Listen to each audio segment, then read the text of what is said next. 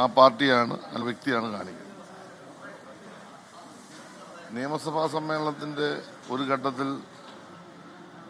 ഒരു വിഷയവുമായി ബന്ധപ്പെട്ട് നിങ്ങളുടെ മാധ്യമങ്ങളുടെ മുമ്പിൽ സംസാരിച്ചപ്പോൾ ഞാനൊരു കാര്യം പറഞ്ഞത്, ഈ നിലമ്പൂർ ഇലക്ഷന് ശേഷം, പാലക്കാട് ഇലക്ഷന് ശേഷം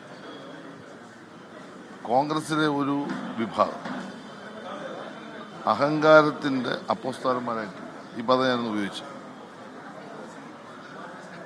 ഈ രാശി എന്നും എല്ലാ കാലവും ഉണ്ടാകും ധരിക്കുന്നു.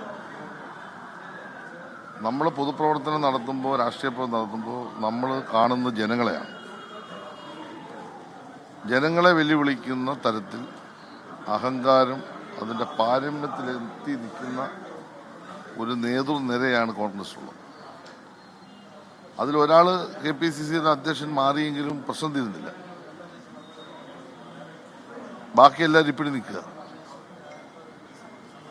കോൺഗ്രസിനകത്ത് പ്രമുഖരായ വലിയൊരു നിര നേതാക്കന്മാരെ സൈഡ് ലൈൻ ചെയ്തതാണ്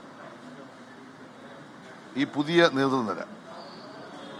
അപ്പം ഇവരെ കഴിവിൻ്റെ മകുട ഉദാഹരണങ്ങളാണ്.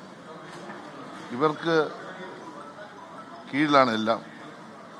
ഇവർ അധികാരത്തിലേക്ക് വരാൻ പോകുന്നു. ധിക്കാരത്തിൻ്റെയും ധാർഷ്ട്യത്തിൻ്റെയും അഹങ്കാരത്തിൻ്റെയും ഒരു മൂർധന്യാവസ്ഥയിലേക്ക് അവരെത്തി. അപ്പോൾ പ്രകൃതിക്കൊരു നിയമമുണ്ട്, നമ്മൾ കുറേ അങ്ങോട്ട് കഴിയുമ്പോൾ അടി ശരി കിട്ടും. അപ്പോൾ ഇവർ അടി കിട്ടിക്കൊണ്ടിരിക്കുന്നത് തുടങ്ങിയത്. ഉമ്മൻചാണ്ടി സാറിൻ്റെ ഭരണത്തിൻ്റെ അവസാന ഘട്ടത്തിൽ എന്താണോ സംഭവിച്ചത്.